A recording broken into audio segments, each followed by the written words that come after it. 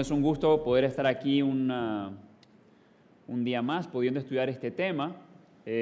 Como el pastor Mario ya mencionó, bueno, el día de ayer se trataron dos cosas. Primeramente, la actitud que se debe tener en cuanto a este tema, la escatología. Y segundo, ya hasta se me olvidó qué fue lo que vimos. Bueno, estuvimos hablando acerca de la muerte y estuvimos hablando acerca del día del Señor como un tema importante para entender lo que desarrolla la Escritura acerca de la escatología, cómo Dios de manera última va a hacer juicio, pero también va a traer esperanza a aquellos que son suyos. Dice, por ejemplo, Romanos, de que esperamos la redención, la adopción como hijos, que la creación también gime por eso en su interior.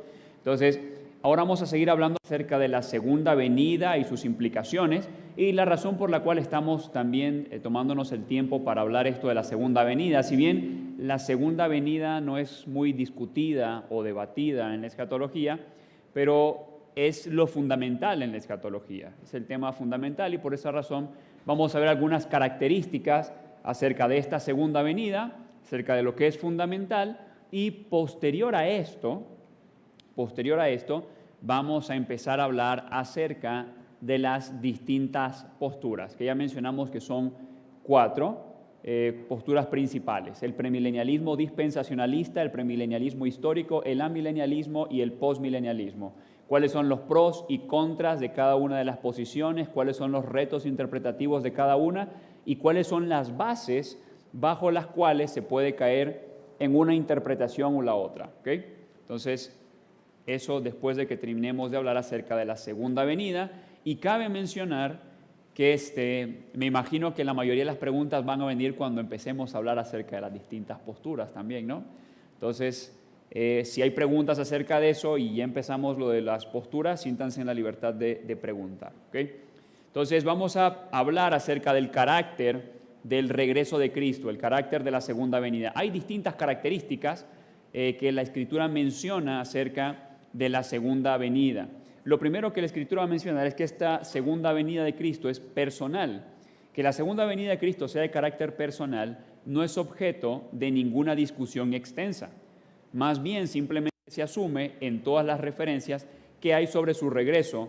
Jesús dice, por ejemplo, en Juan capítulo 14, verso 3, y si me fuere y os preparare el lugar, vendré otra vez y os tomaré a mí mismo, para que donde yo estoy, vosotros también estéis. Y de hecho, no solamente eso, muchísimas gracias. Muchas gracias. No solamente eso, sino que recordemos Hechos capítulo 1, cuando el Señor Jesucristo está siendo ascendido, los discípulos están viendo cómo el Señor está ascendiendo y unos ángeles se le van a aparecer a los discípulos y le van a decir, bueno, así como vieron o así como están viendo que Jesús asciende, de esa misma manera lo van a ver en su regreso. Entonces, sabemos de que es algo personal. La declaración de Pablo de que el Señor mismo descenderá del cielo en 1 Tesalonicenses 4:16, ahora hay que aclarar, 1 Tesalonicenses 4, también, bueno, ahí vamos a entrar, eso tiene que ver con las distintas posturas escatológicas, llegaremos a eso, pero tiene que ver con el segundo regreso de Cristo. Deja pocas dudas de que el regreso sea de naturaleza personal, dice Millard Erickson. Ahora, cabe mencionar de que Erickson es premilenialista histórico. Esto está sacado de la cita de Erickson, por eso él habla de 1 Tesalonicenses 4:16 cuando habla del regreso de Cristo, ya que un premilenialista dispensacionalista diría, bueno, no, ese versículo está hablando de una primera venida secreta del Señor Jesucristo. Entonces, simplemente para ir introduciendo un poquito al tema, llegaremos a eso. 1 Tesalonicenses 4:16 dice, porque el Señor mismo con voz de mando, con voz de arcángel y con trompeta de Dios, descenderá del cielo y los muertos en Cristo resucitarán primero. Entonces la segunda venida es personal. La palabra de los ángeles en la ascensión de Jesús, este mismo Jesús que ha sido tomado de vosotros al cielo, así vendrá como lo habéis visto ir al cielo. Establece que su regreso será tan personal como fue su partida. Entonces, una de las primeras cosas que vemos acerca del segundo regreso de Cristo Jesús es que será personal. Y uno dirá, bueno, ¿para qué mencionar esto si de todas maneras no es tan debatido el hecho de que la segunda venida va a ser personal? Bueno, hay distintos grupos que dicen que el Señor ya vino de manera no personal. Por ejemplo, algunos testigos y adventistas, por haberle dado ciertas fechas al regreso de Cristo, por eso no hay que andarle poniendo fechas al regreso de Cristo.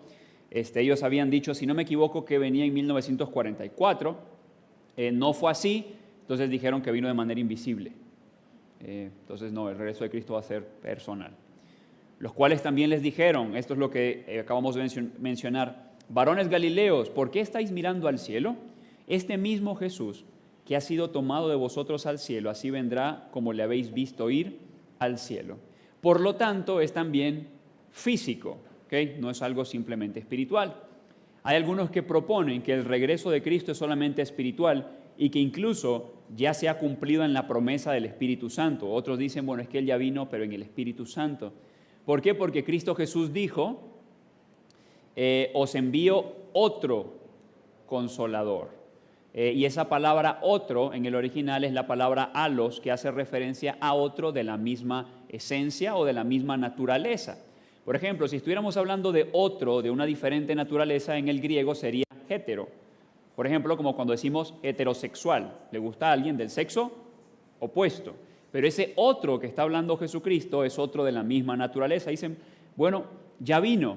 Esto se debe a que una de las palabras que se utiliza para venida es parusia y se puede traducir como presencia también. Entonces dicen, bueno, es por el Espíritu Santo. Pero hay suficiente evidencia de que hay un regreso físico de Jesús y volvemos a mencionar Hechos capítulo 1, versículo 11. ¿Okay? No está la naturaleza propia de la ascensión nos ayuda a entender de que ese regreso es físico como tal. Y nos vamos a dar cuenta, por ejemplo, de que Pablo va a seguir hablando de la segunda venida una vez de que el Espíritu Santo ya había venido en Hechos capítulo 2. Así que sabemos de que la venida del Espíritu Santo en Hechos capítulo 2 no es un cumplimiento de esa segunda venida. Será visible, por supuesto. Los testigos de Jehová mantienen que Cristo empezó su reinado, era 1914, sobre la tierra el 1 de octubre de 1914. Sin embargo, no fue un regreso visible a la tierra porque Jesús no tenía un cuerpo visible desde la ascensión. Entonces uno dice, bueno, ¿para qué es importante recalcar esto? Porque hay grupos que no creen este tipo de cosas. Por eso tenemos que tener bien cimentadas nuestras bases. ¿Okay? Ni siquiera fue un regreso literal porque fue en el cielo donde Cristo ascendió al trono. Su presencia, pues, tiene la naturaleza de una influencia invisible. Eso es lo que dicen, por ejemplo, los testigos. ¿Okay? Él ya regresó, pero de una manera invisible, de una manera secreta. Es visible, es difícil reconciliar el concepto de la segunda venida que tienen los testigos con las descripciones bíblicas. Por ejemplo, Mateo 24:30 dice, entonces aparecerá la señal del Hijo del Hombre en el cielo, y entonces lamentarán todas las tribus de la tierra y verán al Hijo del Hombre viniendo sobre las nubes del cielo con poder y gran gloria. Y todos sabemos de que en 1944 nadie lamentó de las naciones porque Cristo haya venido. Ahora, que haya venido para hacer justo juicio, porque eso viene a ser, y también a recoger a los que son suyos. Será inesperada la segunda venida. ¿Okay? Nadie lo sabe. Nadie sabe cuándo el Señor va a regresar. Por eso nos vamos a dar cuenta de que en Mateo capítulo 25 la enseñanza va a ser de que se esté velando. ¿Qué es lo que tenían que hacer las vírgenes? Velar. ¿Qué es lo que tenían que hacer, por ejemplo, aquellos siervos a los cuales el Señor le dio los talentos mientras el Señor volvía? Trabajarlo hasta que el Señor volviera. Ellos no sabían cuándo el Señor iba a volver, pero cuando vuelva le va a pedir cuenta a los que son suyos, a sus siervos, y se va a manifestar quiénes son de Él y quiénes no son de Él. Aunque la segunda venida estará precedida de varias señales, la Escritura enseña de que la segunda venida va a ser precedida por muchas señales. Hablamos muchísimo de eso cuando estuvimos viendo Mateo capítulo 24. Vamos a dar cuenta de que la Escritura habla, por ejemplo, acerca de terremotos, oscurecimiento en el cielo, ciertos fenómenos en el cielo, pero aún así nadie conoce el tiempo de la segunda venida. Dice, la abominación desoladora, la gran tribulación, oscurecimiento del sol, estas no indicarán el momento concreto del regreso de Jesús. En consecuencia, habrá muchos para los que el regreso será inesperado. Bueno, en realidad, para todos debe ser inesperado. Será como en los días de Noé. ¿Okay? La gente sabía de que Dios había dicho, va a venir un diluvio. Por lo menos, si habían visto el arca, pues para algo era el arca, ¿no? Y por lo que enseña la Escritura, Noé predicó acerca de lo que iba a hacer el Señor. Pero ellos no sabían cuándo iba a ser. De hecho, el tiempo que tardó en la construcción del arca fue muchísimo tiempo. No sabían las personas cuándo iba a venir el diluvio y simplemente vino de repente. Pero cuando vino el diluvio, las puertas del arca ya estaban cerradas. Y por eso la importancia en Mateo capítulo 5 es de estar a la expectativa de. Y la forma en la que se espera la segunda venida, de alguna manera también manifiesta quiénes son de Él y quiénes no son de Él.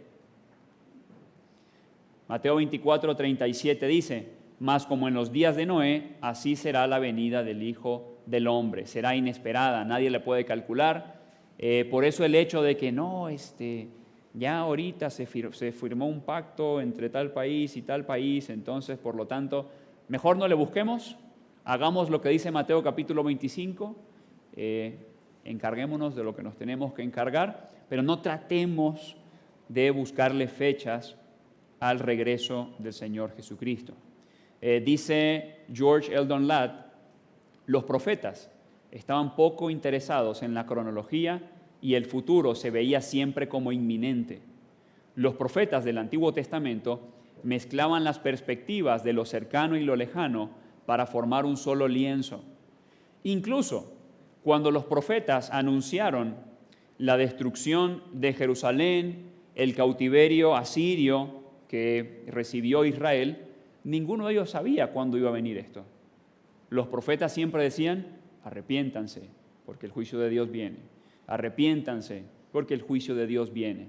Ningún profeta dijo, en el año 722, antes de que el Mesías naciera, entonces va a venir la destrucción. No, nos vamos a dar cuenta de que los profetas no se van a estar preocupando, o por lo menos en el Antiguo Testamento, por la cronología tanto, sino de que siempre van a hablar del juicio de Dios como algo inminente, como algo a lo cual se tiene que estar esperando.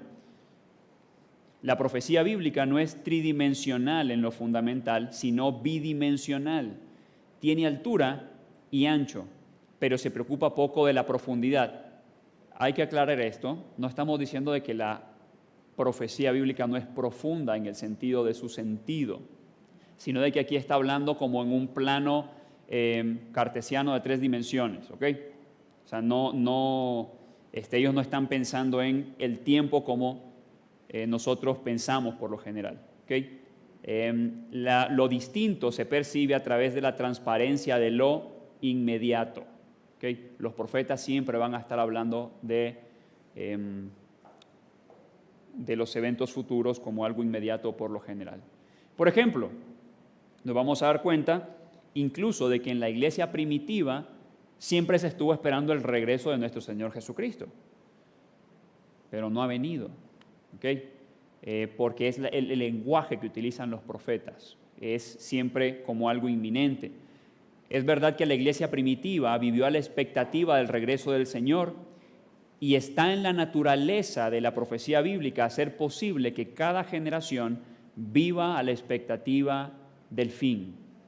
¿Okay? Por eso nos vamos a dar cuenta de que independientemente en la época en la que te encuentres, siempre han habido terremotos, siempre han habido señales en el cielo, siempre han habido guerras, siempre han habido rumores de guerras. Entonces, muy importante darnos cuenta de que las señales son para confirmar el mensaje de Dios, pero no necesariamente para establecer una cronología obsesivamente específica acerca de ciertos eventos. Y por tal razón, tenemos que vivir como dice Mateo capítulo 25.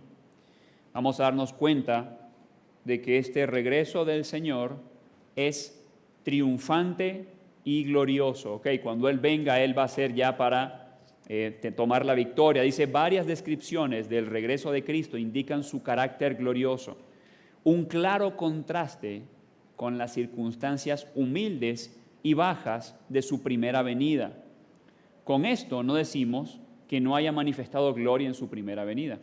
De hecho, acompáñenme por favor a Isaías 61.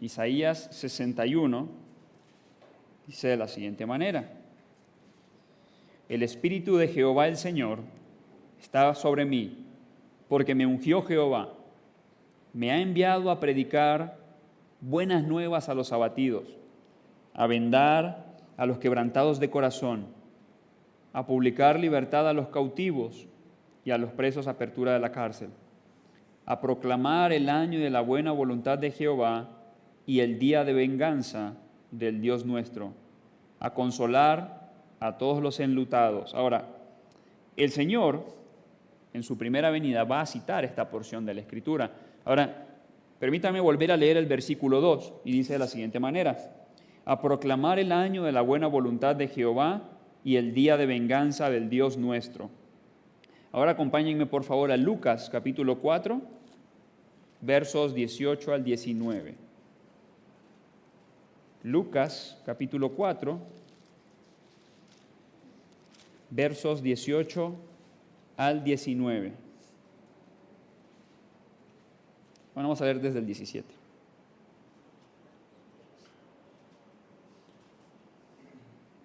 El Señor va a entrar en una sinagoga y va a empezar a predicar. Lucas capítulo 4, inicio de su ministerio, de hecho.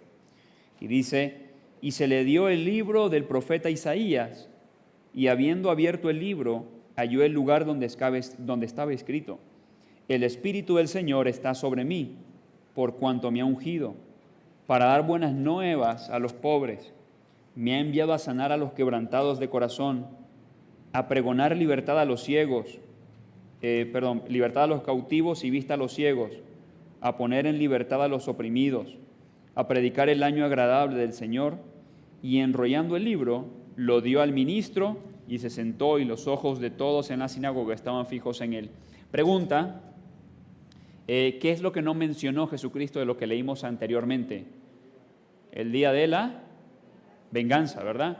Porque eso es algo que nosotros todavía estamos esperando. El Señor dice, bueno, hoy se está cumpliendo de que yo vengo a dar libertad a los cautivos, vengo a dar vista a los ciegos, etc.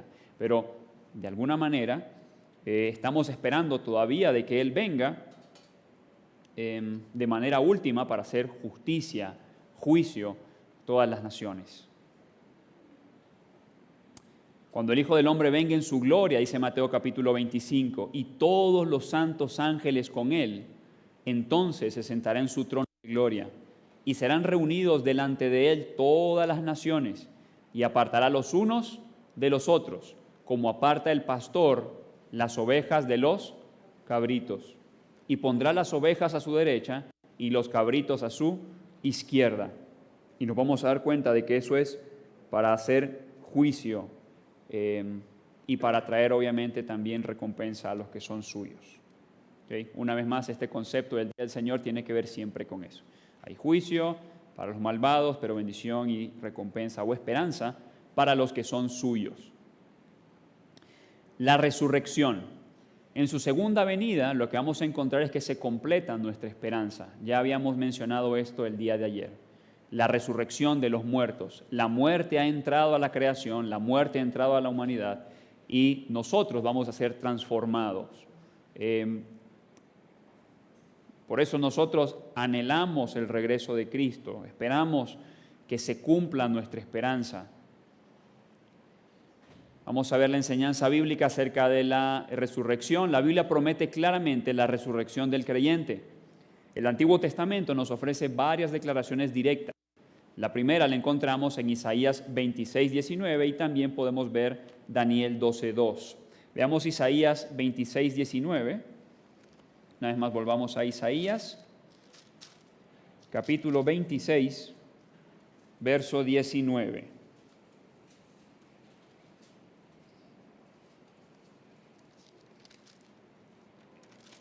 Dice de la siguiente manera: tus muertos vivirán, sus cadáveres resucitarán. Despertad y cantad, moradores del polvo, porque tu rocío es cual rocío de hortalizas, y la tierra dará sus muertos.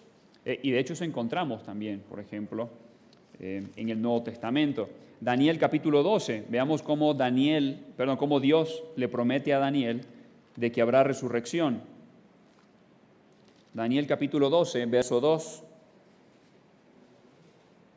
Vamos a leer desde el verso 1. Daniel capítulo 12, verso 1 y verso 2. Y dice de la siguiente manera: en aquel tiempo se levantará Miguel, el gran príncipe que está de parte de los hijos de tu pueblo, y será tiempo de angustia, cual nunca fue desde que hubo gente hasta entonces. Pero en aquel tiempo será libertado tu pueblo, todos los que se hallen escritos en el libro ¿ok? Creemos que es el libro de la vida, ¿no? Y muchos de los que duermen en el polvo de la tierra serán despertados, unos para vida eterna y otros para vergüenza y confusión perpetua. Entonces vemos de que esto no es algo que solamente encontramos en el Nuevo Testamento. Esto es algo que ya se les venía anunciando a los profetas, una esperanza última en donde habría resurrección de muertos. Se vence a la muerte, por eso es echado fuera el Hades y la muerte. Bueno, ahí tenemos los pasajes. Y es significativo que Jesús y los escritores del Nuevo Testamento mantuvieron que el Antiguo Testamento enseña la resurrección. De hecho, en un momento Jesucristo personalmente va a tener una discusión con los saduceos. De hecho, eso es en Mateo capítulo 22. ¿Y por qué es la discusión con los saduceos? Porque ellos no creían en la resurrección. Y de hecho el Señor Jesucristo los va a amonestar por esto. Les va a decir: ustedes ignoran las Escrituras. Entonces, respondiendo Jesús les dijo: ¿no erráis por esto? ¿Por qué ignoráis las Escrituras y el poder de Dios? ¿Okay? Dios es poderoso para resucitar del polvo a los que son suyos. También es importante mencionar de que esto es una obra del Dios triuno. ¿Okay? Cuando Dios está haciendo esta obra, es una obra del Dios triuno. Todos los miembros de la triunidad de Dios están implicados en la resurrección. Y si el espíritu de aquel que levantó de los muertos a Jesús, o sea, el espíritu de Dios, mora en vosotros, y si el espíritu de aquel que levantó de los muertos a Jesús mora en vosotros, el Espíritu Santo, el que levantó de los muertos a Cristo Jesús vivificará también vuestros cuerpos mortales por su espíritu que mora en vosotros, que es el que nos sella para el día de la redención. ¿Okay? Ya hablamos de la salvación de Dios como algo, como una realidad presente, pero como también una expectativa futura. Esto es de naturaleza corporal. Es importante resaltar que la resurrección que se ejecutará en los creyentes es de naturaleza corporal y que no es simplemente una alegoría o simbolismo de una vida diferente. ¿Por qué? Porque hay algunos grupos que esto de alguna manera lo interpretan de manera diferente y dicen: bueno, es que la resurrección ya se dio. ¿Okay? De hecho, tenemos un problema en el Nuevo Testamento y algunos que decían que la resurrección ya se había dado. ¿Por qué? Porque se tomaba con un sentido diferente y decían: bueno, la resurrección tiene que ver con el hecho de que ahora eres una nueva criatura, eres una nueva persona, pero ya no hay una resurrección corporal, física. Y esto tiene que ver mucho con el platonismo y en general con el helenismo. Para los griegos, lo físico era malo, ¿okay? Lo material era algo malo, porque decían que por la razón de que somos seres físicos, por esa misma razón es que sufrimos. Entonces, por lo tanto, todo aquello que es físico es malo. Por eso nos vamos a dar cuenta que en Hechos capítulo 17, cuando Pablo empieza a hablar acerca de la resurrección, todos se le burlan y se le empiezan a reír. ¿Por qué? porque no creían en la resurrección. Para ellos no es posible de que la resurrección, lo corporal, fuera una esperanza del Dios verdadero. Y esto es muy importante porque eso quiere decir de que lo físico, lo corporal, lo tangible es importante. ¿Okay? No sé si alguna vez les tocó de que se hablara acerca de la salvación simplemente como bueno, pues ya no te vas al infierno, te vas al cielo, ¿no? Y ahí vamos a estar allá en el cielo todo el tiempo.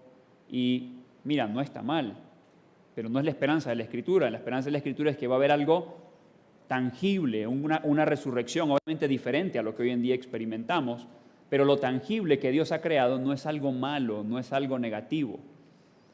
Y si el Espíritu de aquel que levantó de los muertos a Jesús mora en vosotros, el que levantó de los muertos a Cristo Jesús vivificará también vuestros cuerpos mortales por su Espíritu que mora en vosotros. Es algo físico.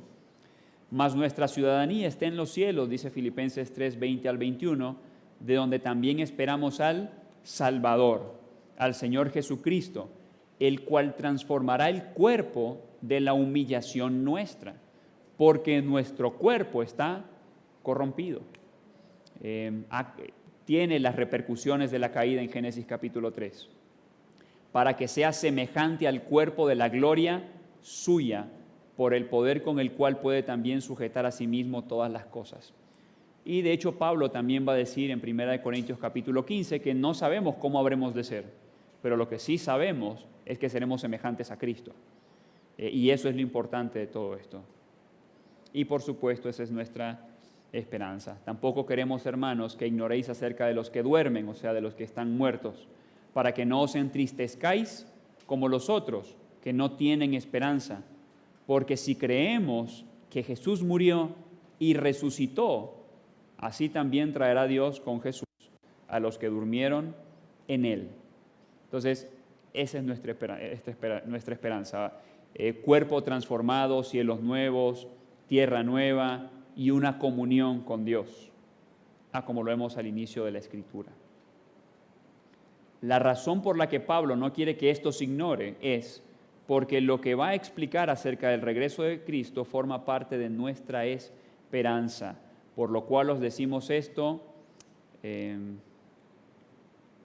palabras del Señor, que nosotros que vivimos, que habremos quedado hasta la venida del Señor, precederemos a los que durmieron, o sea, a los que ya están muertos. Los que están muertos, ellos van a resucitar primero. Dice, porque el Señor mismo, con voz de mando, con voz de arcángel y con trompeta de Dios, descenderá del cielo y los muertos en Cristo resucitarán primero. ¿Okay? Y luego nosotros, los que vivimos, los que hayamos quedado hasta el regreso del Señor, seremos arrebatados juntamente con ellos en las nubes para recibir al Señor en el aire. Y así estaremos siempre con el Señor. Por tanto, alentaos los unos a los otros con estas palabras. Es lo que leíamos el día de ayer. Esa es nuestra esperanza, ese es nuestro aliento, es la razón por la cual perseveramos a pesar de las dificultades. Al final, nuestra esperanza no está en lo que debería ser nuestro más profundo anhelo. Está en lo que debería ser nuestro más profundo anhelo, estar para siempre con el Señor. Esa es la esperanza del creyente. Y por eso, la vez que predicábamos acerca de Mateo capítulo 24, versos 29 al verso 36, leíamos lo que decía un personaje de la novela El mártir de las catacumbas, y cómo él hablaba acerca de los cielos nuevos, de la tierra nueva, de gobernar con Cristo. Y le respondía uno de sus compañeros, tu fe pone en vergüenza mis temores. Porque ciertamente a veces ponemos nuestro enfoque en lo que los autores del Nuevo Testamento y en general de toda la Escritura no ponían el enfoque. ¿Okay? No importa si este cuerpo mortal es destruido y despedazado, porque tendremos uno mejor. Este no representa nada en comparación a uno transformado en semejanza del de Cristo. Entonces, vemos que en el relato bíblico todo inicia en un paraíso, en el huerto del Edén. Ahí inicia todo. En Génesis capítulo 3, ¿qué es lo que tenemos? La caída y el hombre es expulsado del huerto, seguimos mencionando esto. Está la caída y por la obra de Cristo entonces podemos volver al paraíso en el huerto de la Nueva Jerusalén. Y por eso en el capítulo 21 de Apocalipsis lo que podemos encontrar es que se menciona que hay un árbol de la vida que da 12 frutos. Vamos a ver de que se menciona acerca de una ciudad celestial y de que Dios es la luz de su pueblo y que no es necesario sol. Esa es nuestra esperanza, que nosotros recobremos lo que perdimos, que Dios nos dé por la obra de Cristo aquello que perdimos en Génesis capítulo 3. Esa es nuestra esperanza. Y por supuesto, como ya se mencionó, la segunda venida está íntimamente vinculada al juicio. ¿Okay? Esto es para mucha gente uno de los momentos más temibles respecto al futuro. Por eso no nos gusta hablar de escatología, o a veces da mucho temor, pero si somos creyentes esto no nos debería dar temor. Esto es para mucha gente uno de los momentos más temibles respecto al futuro y debería de serlo para aquellos que están apartados de Cristo y que por lo tanto serán juzgados entre los impíos. El juicio es un evento futuro, lo dice Mateo 11:24, por tanto os digo que en el día del juicio será más tolerable el castigo para la tierra de Sodoma que para ti. ¿Quién es ti? Ay de ti Corazín, ay de ti Betsaida,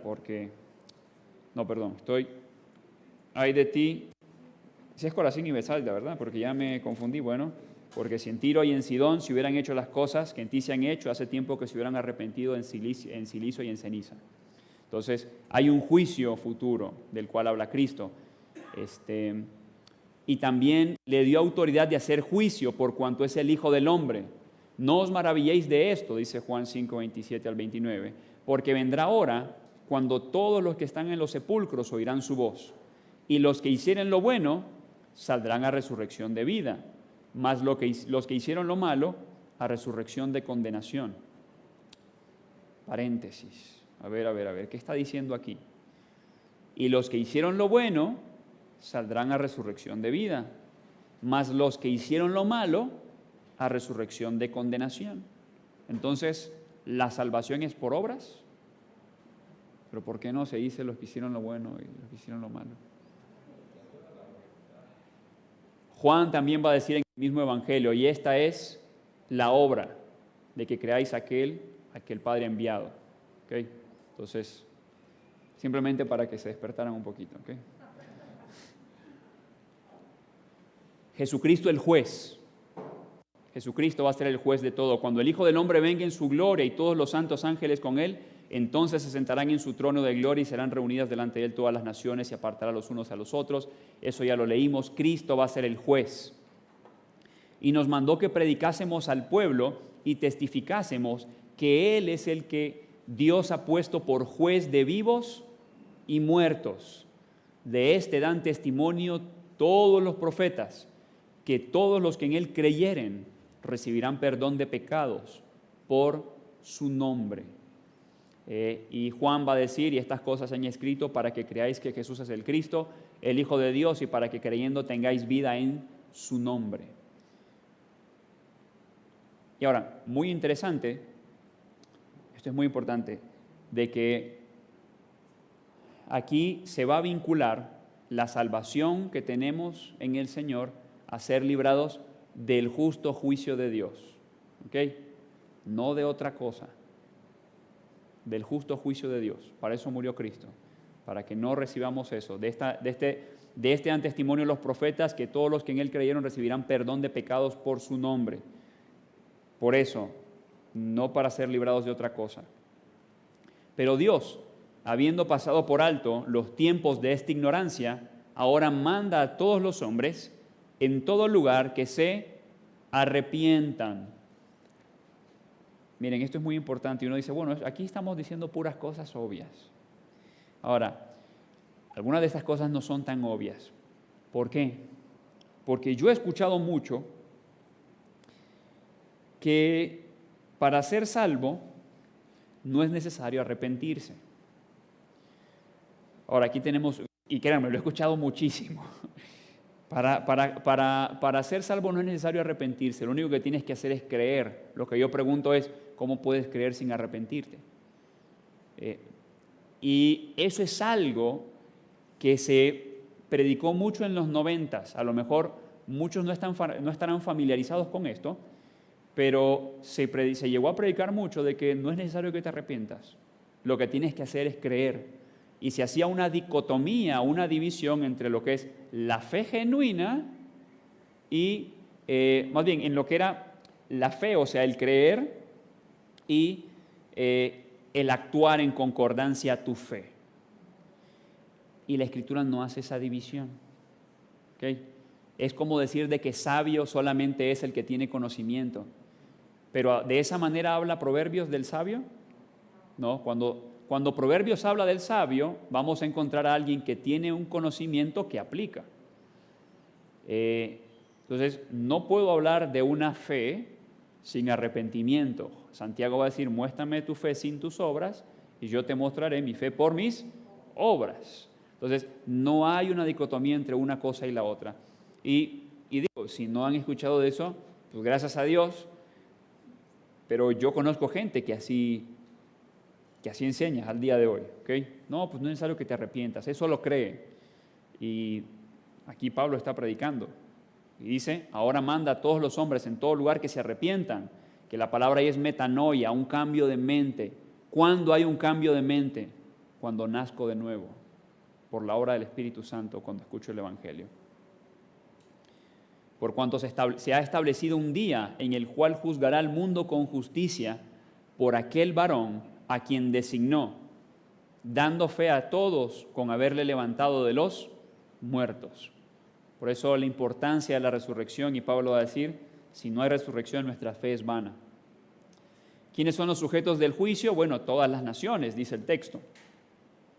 Cuando el Hijo del Hombre venga en su gloria y todos los santos ángeles, dice, y serán reunidas delante de él todas las naciones,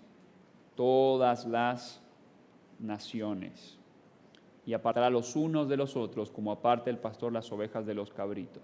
¿Okay? No hay nación que se libre de esto. Y de la manera que está establecido para los hombres, que mueran una sola vez y después de esto el juicio. Eso es lo que dice el autor de Hebreos.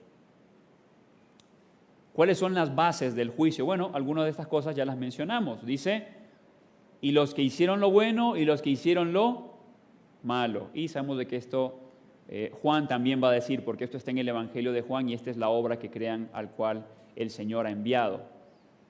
Y obviamente aquellos que ponen su confianza en Cristo, porque han nacido de nuevo, actúan en concordancia a su carácter. ¿Okay? No hay una dicotomía entre una cosa y la otra. Y vamos a ver de que este juicio es irrevocable. ¿Okay? No hay opción después de esto. ¿Okay? No hay un término intermedio después del juicio último que va a ejecutar el Señor. E irán estos al castigo eterno y los justos a la vida eterna, que son los que están limpios por la sangre del Cordero y tienen vestiduras blancas, dice Apocalipsis. Y ahora vamos a hablar acerca de los requisitos para su llegada, pero vamos a ir primero al break y después vamos a continuar con esto. Bueno, vamos a mencionar eso, que es lo que necesita que ocurra para que venga el Señor, bueno, lo que es necesario, lo que dice Pablo, y de hecho posteriormente vamos a empezar a hablar ya acerca de las distintas posturas escatológicas, que muy probablemente a eso entremos ya hoy, y mañana lo terminemos relativamente rápido, para empezar a hacer preguntas, porque yo sé que a lo mejor algunos ya habrán escuchado acerca de otras posturas, pero tendrán dudas acerca de cuestiones muy particulares acerca de esas posturas. Por eso mañana vamos a querer dejar más tiempo para preguntas acerca de las distintas posturas. Entonces, ¿cuáles son los requisitos para la llegada del Señor? Segunda de Tesalonicenses capítulo 2 lo dice claramente. Dice Pero con respecto a la venida de nuestro Señor Jesucristo, dice 2 Tesalonicenses 2, y nuestra reunión con Él, os rogamos, hermanos, que no os dejéis mover fácilmente de vuestro modo de pensar. Eso le está diciendo a los tesalonicenses, muy importante, después de haber escrito su primera carta a los tesalonicenses. Así que, de alguna manera, el tema que se desarrolla en Primera de Tesalonicenses, al final, está íntimamente vinculado con lo que desarrolla Segunda de Tesalonicenses. Dice que no os dejéis mover fácilmente de vuestro modo de pensar, ni os conturbéis, ni por espíritu, ni por palabra, ni por carta, como si fuera nuestra, en el sentido de que el día del Señor, o sea, el día de Jehová que encontramos en el Antiguo Testamento, está cerca, o sea, todavía no viene ese periodo de tiempo. ¿Por qué? Porque todavía no se han manifestado ciertas cosas que va a mencionar después. Ahora, ¿y ahí qué pasó? Ahí está. Dice, Pablo va a aclarar a los tesalonicenses que ellos todavía no estaban viviendo este periodo de tiempo, el día del Señor. Eso lo va a dejar claro y dice que es necesario que suceda antes. Dice, nadie os engañe en ninguna manera, porque no vendrá, que este periodo de tiempo no vendrá, sin que antes venga la apostasía y se manifieste el hombre de pecado. Por tal razón, ¿quién se tiene que manifestar antes? Es el anticristo, ¿no?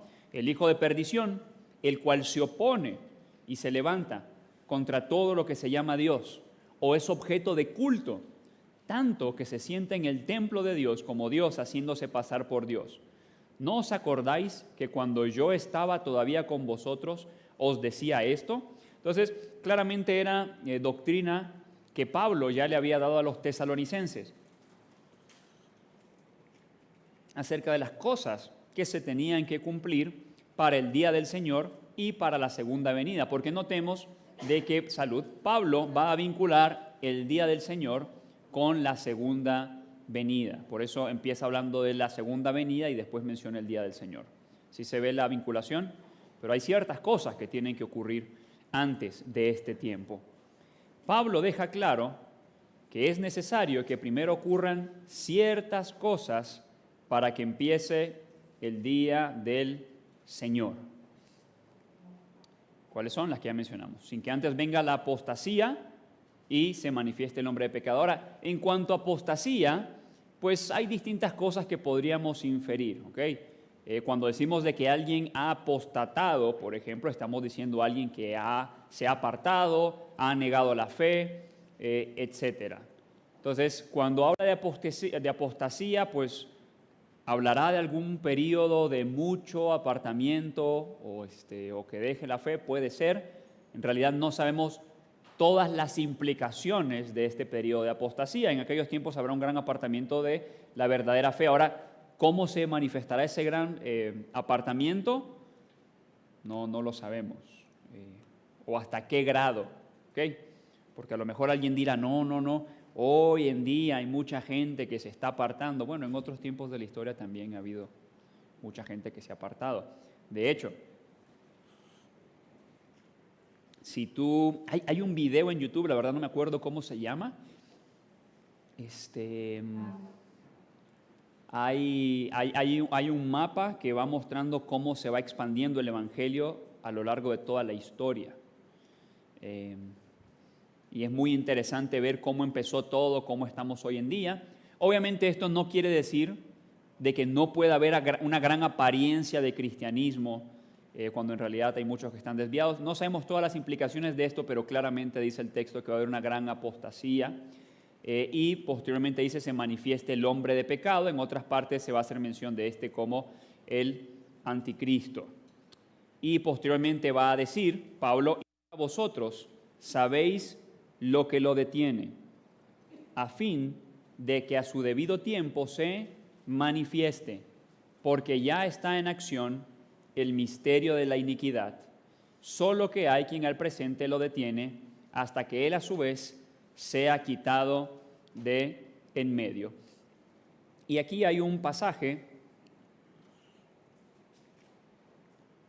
ya un poco controversial para muchos. De hecho, aquí ya vamos a ir introduciendo lo que son las distintas posturas y posiciones acerca de los tiempos futuros, así que pueden ir alistando sus preguntas. Porque el texto dice, hay alguien, ya está en acción el misterio de iniquidad, solo que hay quien al presente lo detiene, hasta que él a su vez sea quitado de en medio. Lo primero que hay que aclarar es que el texto no dice qué es lo que lo detiene. No lo dice. Y lo que hay que admitir es que tratar de ponerle un nombre a aquello que lo detiene realmente cae un poquito en especulación. De hecho, permíteme citar ciertamente a un gran teólogo, y aquí quiero decir lo que voy a decir con mucho respeto, porque la verdad, ojalá algún día yo pueda llegar a saber la mitad de lo que sabe este hombre. Pero el problema está en de que mucho de lo que se dice acerca de lo que lo detiene realmente es especulación. Dice Dwight Pentecost, las explicaciones en cuanto a quién es el que impide tales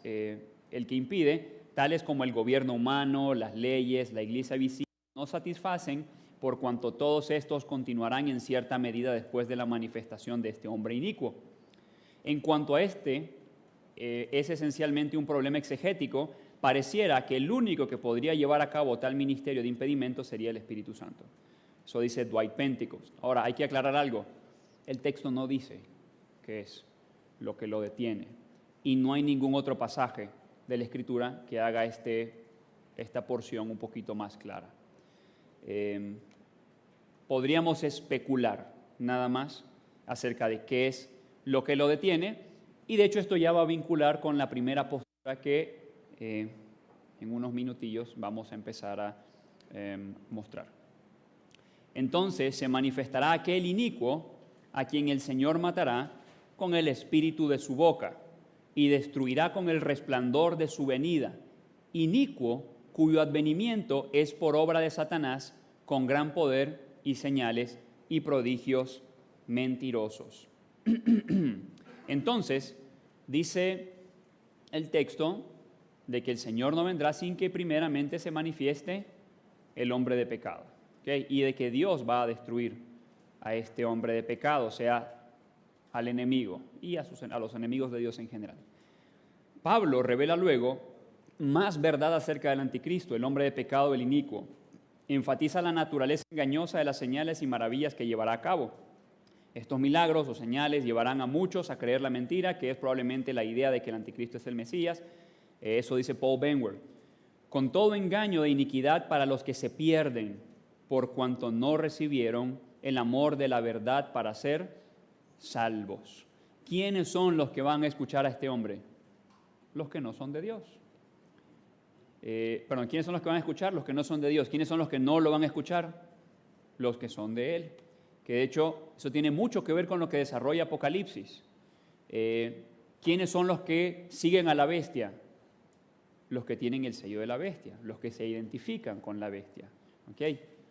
No son a los que los obligaron porque, bueno, ya ni modo, me voy a poner el sello porque si no, no como. No, aquellos que se identifican con la bestia, esos siguen a la bestia. Los que no se identifican con la bestia, esos son los que en todo caso mueren por el testimonio de Cristo. Y de hecho esto de las señales a lo mejor puede ser, o más bien la seña, la marca puede ser a lo mejor un tema de pregunta posterior, pero bueno, solo si lo preguntan. Por esto Dios les envía un poder engañoso para que crean la mentira, a fin de que sean condenados todos los que no creyeron a la verdad, sino que se complacieron en la injusticia.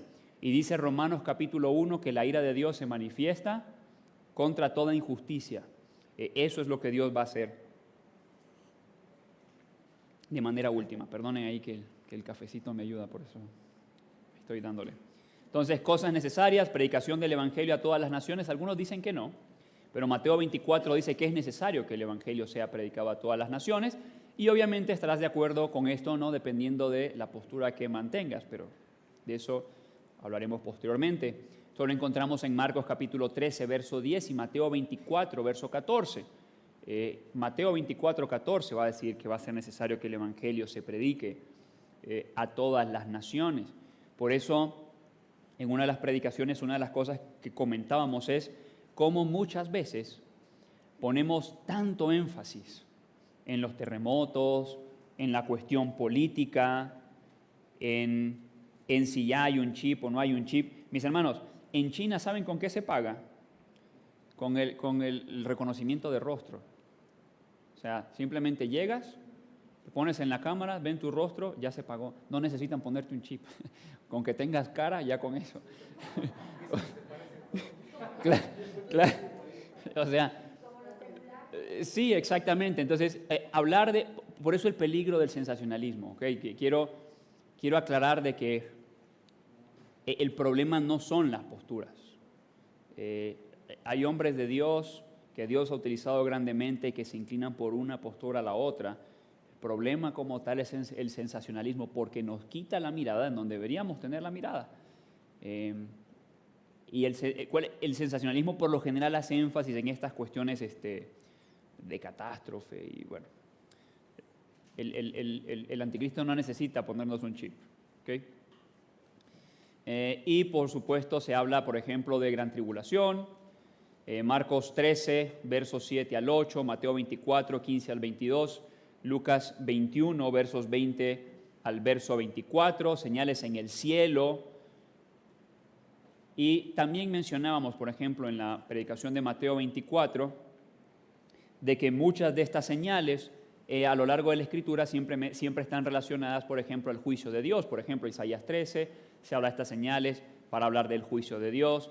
En Sofonías se hablan de estas señales para hablar del juicio de Dios. El libro de Joel se habla de estas señales para hablar del juicio de Dios. Es más, cuando Cristo Jesús estaba recibiendo el justo juicio de Dios en nuestro lugar, ¿qué fue lo que ocurrió? ¿Cómo se puso el cielo? Tinieblas. ¿Y qué hubo? Un terremoto. Son marcas distintivas en la Escritura para hablar acerca del justo juicio de Dios. Falsos profetas que harán señales y milagros, de eso habla la Escritura. Marcos 13, 22, Mateo 24, versos 23 al 24. Salvación de Israel. Este es un tema del cual se podría hablar bastante. De hecho, ¿a qué se refiere, por ejemplo, Romanos capítulo 11, cuando habla de la salvación de Israel o todo Israel será salvo? Porque hay ciertas cosas que Pablo menciona particularmente en Romanos capítulo 2 acerca del verdadero Israel. Entonces, eso podría ser tema de pregunta, pero no vamos a entrar a eso. Y posterior a esto, vamos a hablar acerca de las distintas perspectivas. Salud. Cabe mencionar de que vamos a hablar rápidamente acerca de la primera postura. Bueno, vamos a hacer una introducción a las posturas. Ya mañana terminaremos y la idea es poder dejar un buen tiempo para preguntas, procurar de que las preguntas sean relacionadas a lo que hemos visto hasta ese momento. Pero bueno, las distintas perspectivas en cuanto a la tribulación y el milenio. Y es aquí justamente, en esta parte, en donde empieza mucho del desacuerdo o del debate. Porque cuando veamos los distintos diagramas de eventos futuros, nos vamos a dar cuenta de que todas las posturas están de acuerdo en lo fundamental. El Señor vuelve. Seas post-tribulacionista, seas amilenialista, seas premilenialista histórico, seas premilenialista dispensacionalista o seas un premilenialista con la variante mesotribulacional,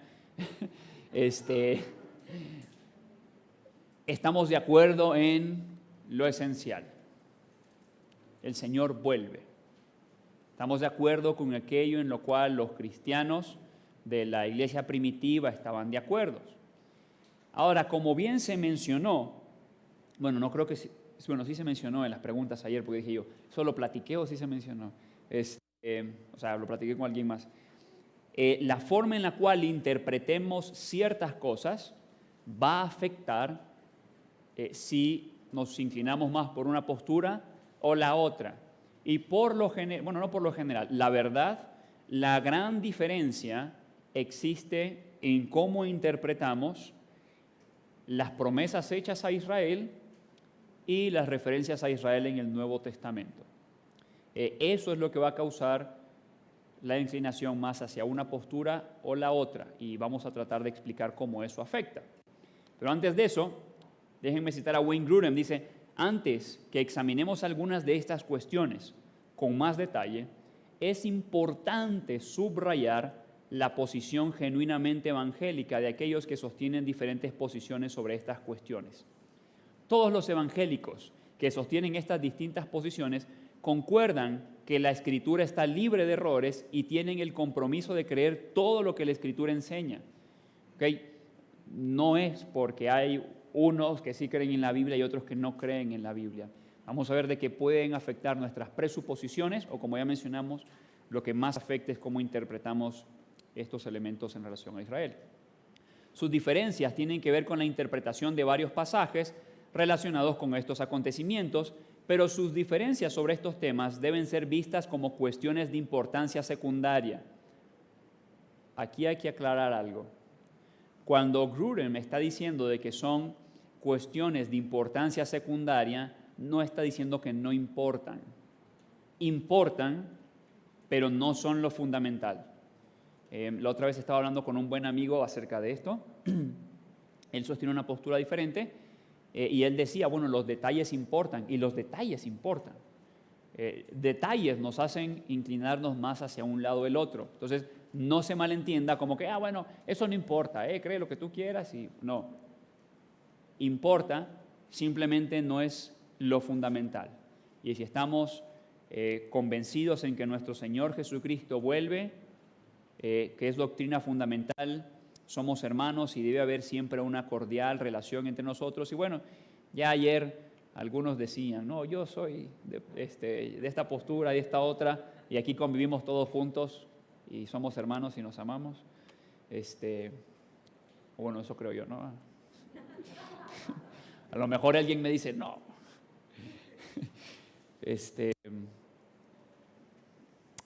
Dice, ¿dónde me había quedado? Bueno, pero sus diferencias sobre estos temas deben ser vistas como cuestiones de importancia secundaria, no como diferencias sobre cuestiones doctrinarias fundamentales. Entonces, aclarar eso. Podemos tener diferencias y seguir siendo hermanos. Y de hecho, muchos grandes amigos son personas con las cuales no concuerdo en cuanto a cómo ellos piensan en esto, ¿no? Pero seguimos teniendo relación, servimos juntos, enseñamos juntos incluso. Entonces, gracias a Dios por eso. La primera postura que vamos a mencionar es el premilenialismo.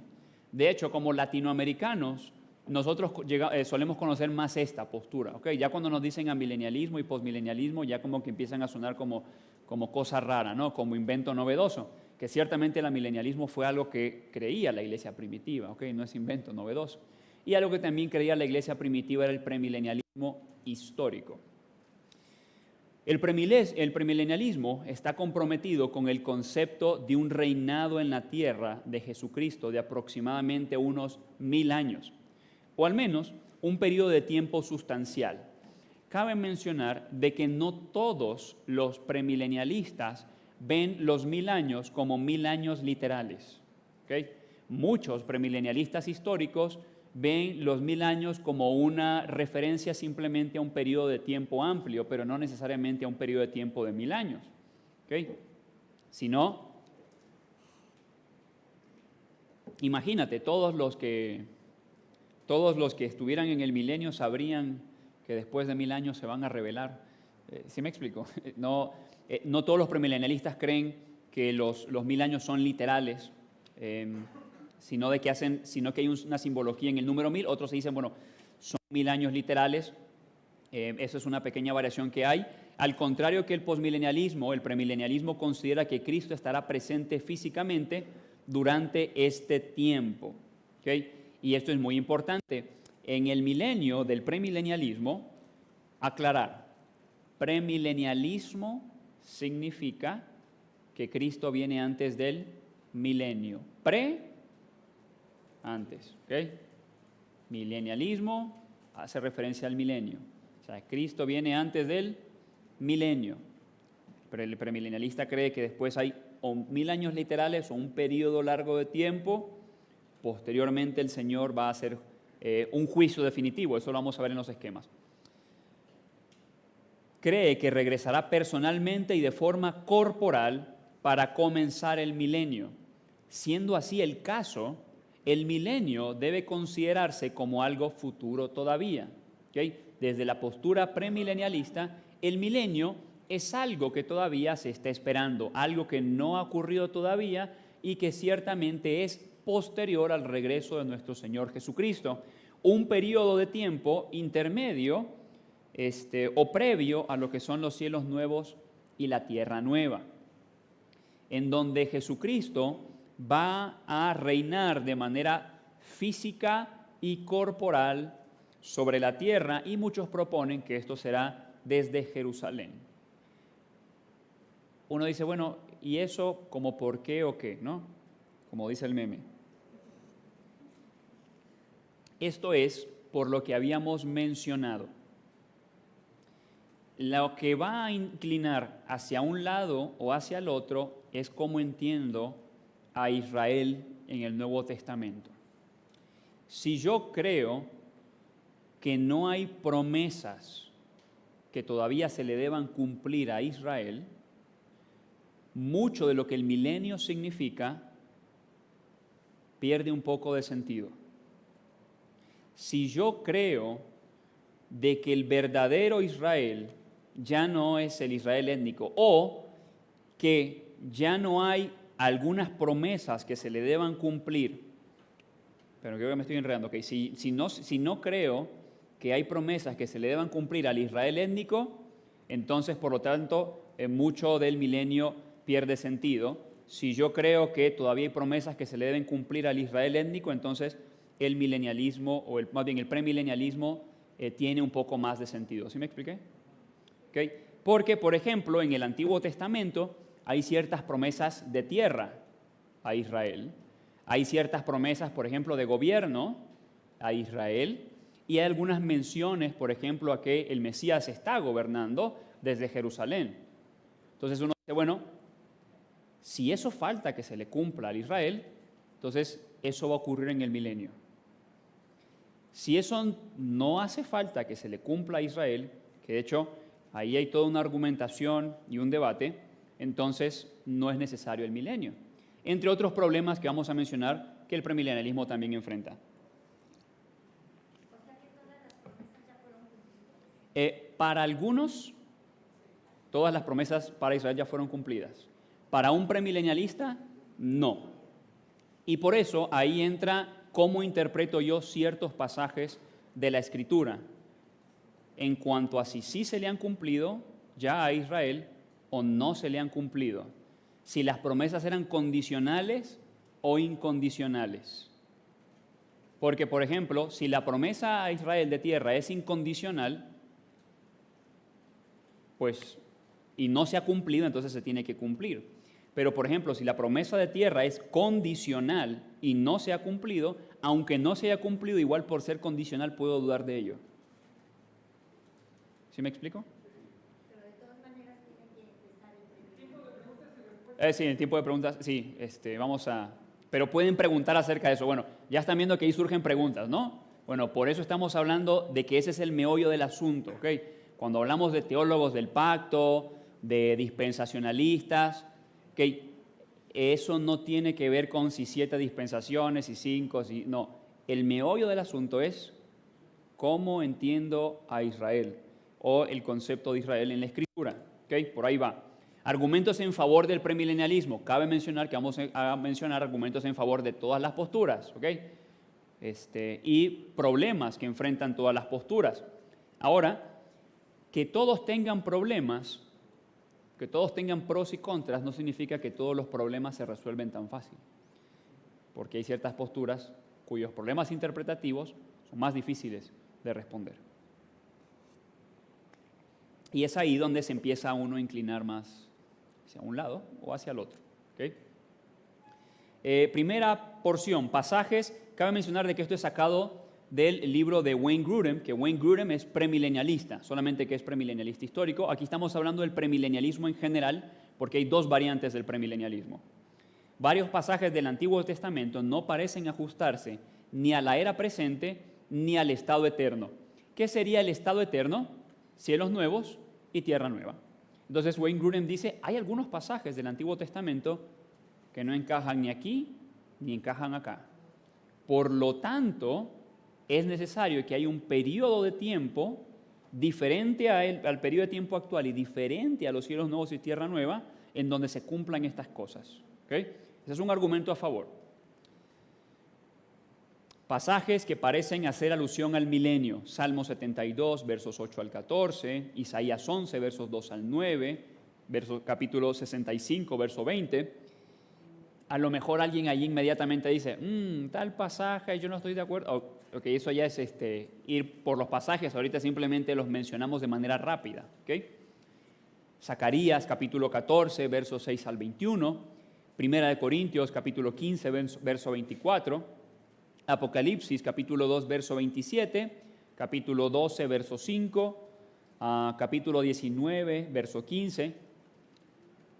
Ahí está, por si están tomando foto o nota. Eso, para que sepan, aparece en el Teología Sistemática de Wayne Grudem, página 179. ¿Okay? Igual, si alguien de repente quiere las diapositivas en PDF, con muchísimo gusto se las podemos proporcionar.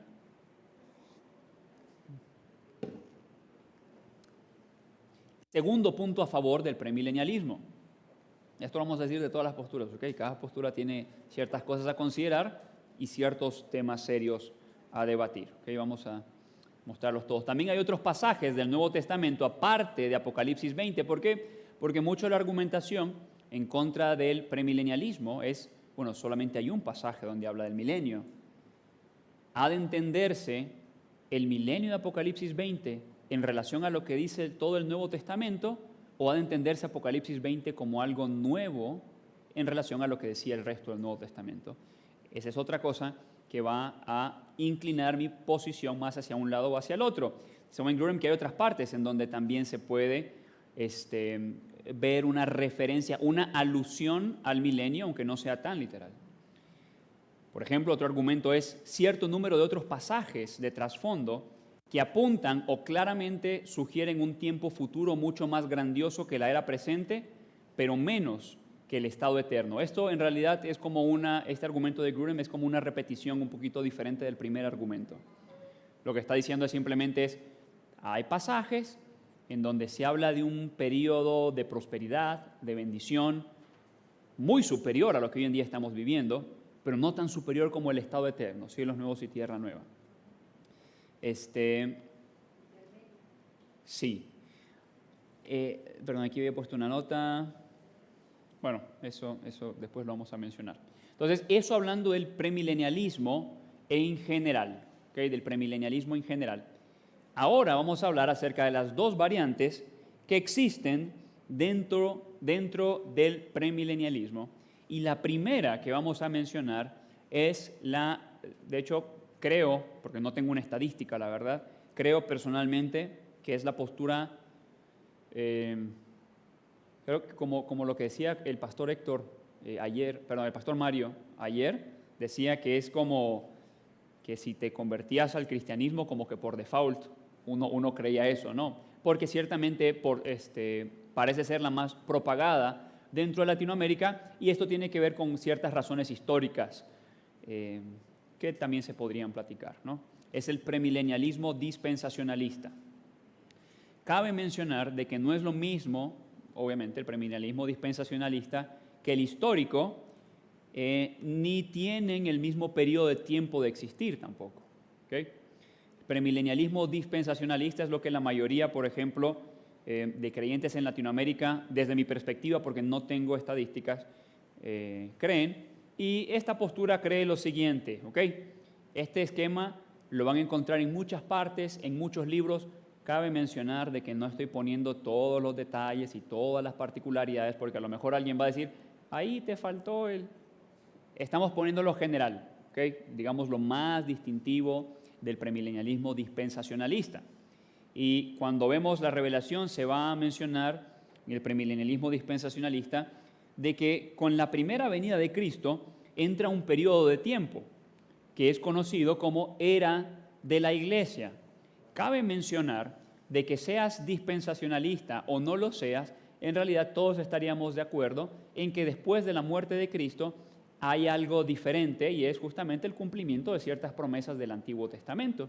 Algunos lo llamarán era de la iglesia, algunos le pondrán otro nombre. Pero existe este periodo de tiempo en el cual hoy en día nos encontramos, que en cierto sentido es diferente al del Antiguo por las promesas cumplidas en Cristo. Por eso, esta postura propone que al final de este periodo de tiempo, conocido como era de la iglesia, empezará un periodo de tribulación, a lo cual alguien va a decir, no, es tribulación y gran tribulación, sí, digamos de que en general ahí va, y que se cree que este periodo de tiempo va a durar aproximadamente o específicamente 7 años, al ser esto, para el premilenialismo dispensacionalista, un cumplimiento de Daniel capítulo 9, o sea, de la semana 70 de Daniel, que ese es otro tema. ¿Qué es lo que se cree acerca de este periodo de tribulación? Que la iglesia no pasaría por este periodo de tribulación, por eso el premilenialismo dispensacionalista habla de un rapto o un traslado, más propiamente hablando, de la iglesia con el Señor antes de que este periodo final de tribulación y gran tribulación empiece. Esto basado en 1 de Tesalonicenses capítulo 4, versículos 13 al versículo 18, y no solamente en eso, sino también en otros versículos, como 1 de Tesalonicenses capítulo 5, versículo 9, 1 de Tesalonicenses capítulo 1, versículo 10, 1 de Corintios 15, Apocalipsis 3, 10, y entre otros pasajes. O más bien, cómo interpretan esos pasajes.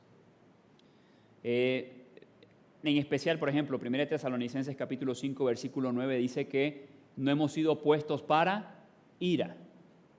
Entonces el premilenialismo dispensacionalista dice, bueno, si no hemos sido puestos para ira, ¿por qué nosotros tendríamos que pasar por la tribulación? Eso podría ser una buena pregunta. Pero posterior a eso, cuando se acabe este periodo de tribulación y gran tribulación, lo que enseña el premilenialismo dispensacionalista es que el Señor vuelve para entonces destruir a sus enemigos y dar inauguración a lo que se conoce como el milenio, o sea, el periodo de 1000 años, que dependiendo del tipo de premilenialista que seas, considerarás de que estos serán 1000 años literales o simplemente una referencia a un gran periodo de tiempo indefinido. Al final de este milenio habrá una gran rebelión, ya que en este milenio Satanás será atado, por lo tanto no podrá engañar a muchos. Al final será soltado, según Apocalipsis capítulo 20, o como se interpreta en el premilenialismo Apocalipsis capítulo 20, en el premilenialismo dispensacionalista, Satanás es desatado y va a engañar a muchos, provocando de que muchos vayan a guerra contra Cristo, quien es el que está reinando de manera física en la tierra desde Jerusalén, y entonces el Señor va a destruir a todos sus enemigos, echará al Hades y a la muerte en el lago de fuego, dando, y también a todos los enemigos de Dios, esto algunos llaman como el juicio final o el juicio del gran trono blanco, y posteriormente a eso tenemos cielos nuevos y tierra nueva. Esto, digamos, es un poquito un diagrama de lo que cree el premilenialismo dispensacionalista, y en lo que es este periodo de tribulación, pues muchos conocerán estas referencias, ¿no? Entre el rapto y la segunda venida hay 3 años y medio de tribulación, 3 años y medio de gran tribulación. El anticristo se manifiesta a la mitad, por lo que menciona Daniel capítulo 9 acerca de la semana 70, esto desde esta postura, y bueno, todos conocemos estas referencias al 7 sellos, 7 trompetas, 7 copas de ira. No son así las copas de ira en la antigüedad, pero fue el PNG que encontré. Pero alguien me dirá, bueno, ahí te faltaron las bodas del Cordero. En general es un poco el esquema que maneja el premilenialismo dispensacionalista y en general lo que creen muchos cristianos en Latinoamérica. Posterior a esto, vamos a empezar con el premilenialismo histórico, Pero lo que quiero que se note es cuáles son las diferencias y las razones que crean esas diferencias. ¿Okay? Porque a veces creemos de que simplemente se trata de distintos esquemas y ya. No, hay cuestiones particulares de cómo interpretamos ciertas cosas del Nuevo Testamento que crean esas diferencias. Por ejemplo, si yo creo que lo que se le dice a Israel es categóricamente diferente a lo que se le indica a la iglesia, entonces entiendo que el trato que se tendrá con... por ejemplo, una de las cosas que se argumenta para hablar del rapto pretribulacional es eso, de que la iglesia es diferente a Israel y que en el Antiguo Testamento, cuando se habla de las cosas futuras acerca del juicio final de Dios, esas cosas están escritas para Israel. Y por lo tanto, como se escribe a Israel y no a la iglesia no tiene que estar ahí. ¿Se ve de dónde surgen estas distintas esquematizaciones? Por eso, una vez más menciono, la diferencia fundamental está en cómo entiendo a Israel y la iglesia. Si yo creo que entiendo que lo que se decía en libros proféticos era para Israel y como solamente se entiende para Israel, entonces la iglesia no tiene velo en ese entierro. Si entonces entiendo que hay cosas que no se le han cumplido a Israel, entonces es necesario un periodo de tiempo donde se le cumplan, o sea, el milenio. Eso es lo que provoca un poco esas diferencias de interpretación. Obviamente hay más, pero eso puede ser un tema para después. Ahora queremos dar lugar a las preguntas. No vamos a hablar ahorita de las otras posturas, eso se hablará mañana, para que después de que veamos las otras posturas, ciertamente podamos abarcar más tiempo en lo que son preguntas, en donde a lo mejor habrán ciertas particularidades de ¿y por qué ellos interpretan este pasaje así? ¿Y por qué ellos interpretan este otro pasaje de este otro modo? Etcétera. Pero eso será el día de mañana.